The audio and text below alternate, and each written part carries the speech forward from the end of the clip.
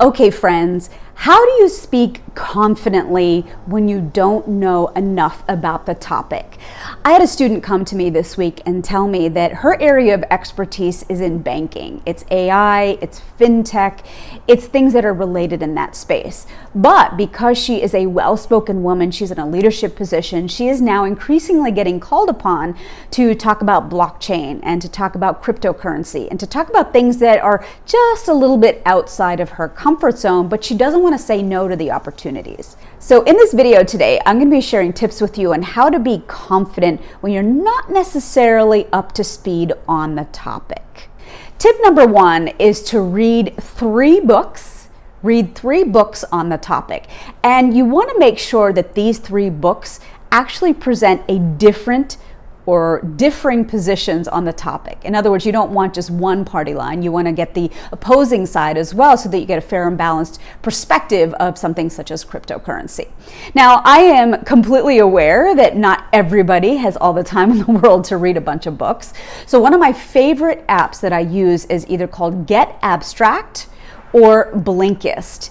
And what both of these apps do is create a very high level summary of what it is that you're going to get out of these books. And it's very quick. You can very quickly scan those summaries and be able to come to a conclusion about which one you want to read into more in depth. Now afterwards, what I like to do, especially as I'm reading along, is to create my one-sheeter. My one-sheeter that's going to be my sort of like knowledge share on what I've learned on the topic as a result of reading these books. It starts with how to better understand X. I add my best ideas from the above three books that I was talking about. I organize it and then develop my own bullet system for being able to do a quick recall. Tip number two is to interview an expert in the field. So let's say, for example, we are talking about cryptocurrency.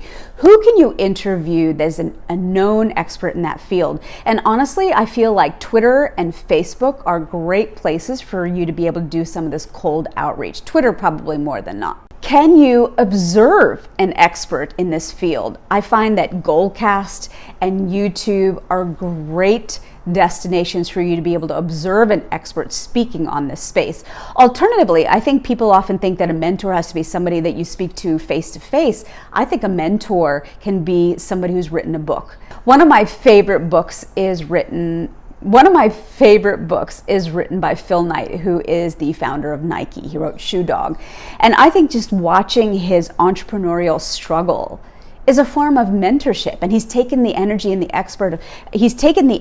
time to put everything that's up here into a book for you to be able to read. So a mentor doesn't necessarily have to be somebody who's speaking to you in person.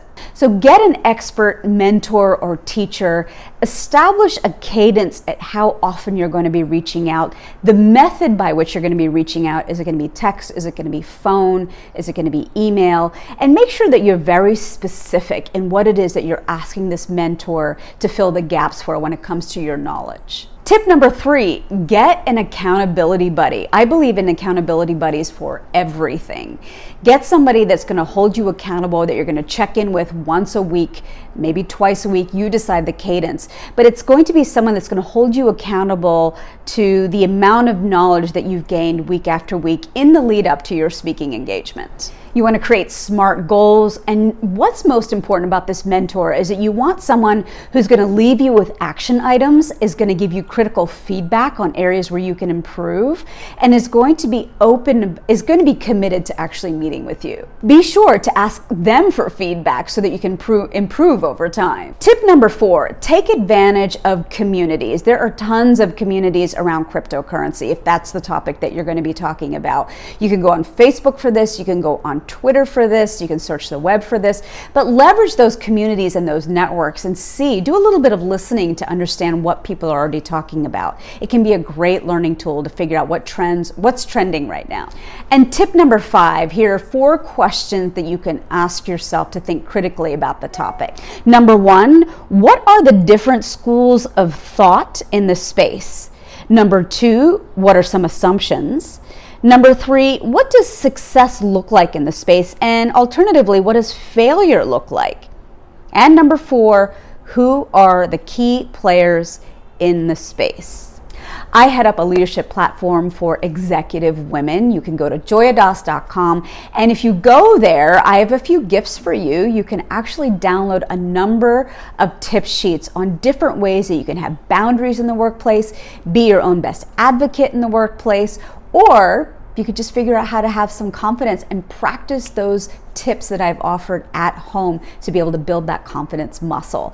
All of that is available to you at joyadas.com, and I would love to work with you. I have a masterclass if you'd like to enroll in that. I've got one more spot left for this cohort that's starting on September 29th. All you got to do is email me at info@joyadas.com, and my final ask is, of course, to subscribe to my channel. The bell notification will let you know every single time I upload a new video. I love being able to help you show up stronger in the world and command a room with authority.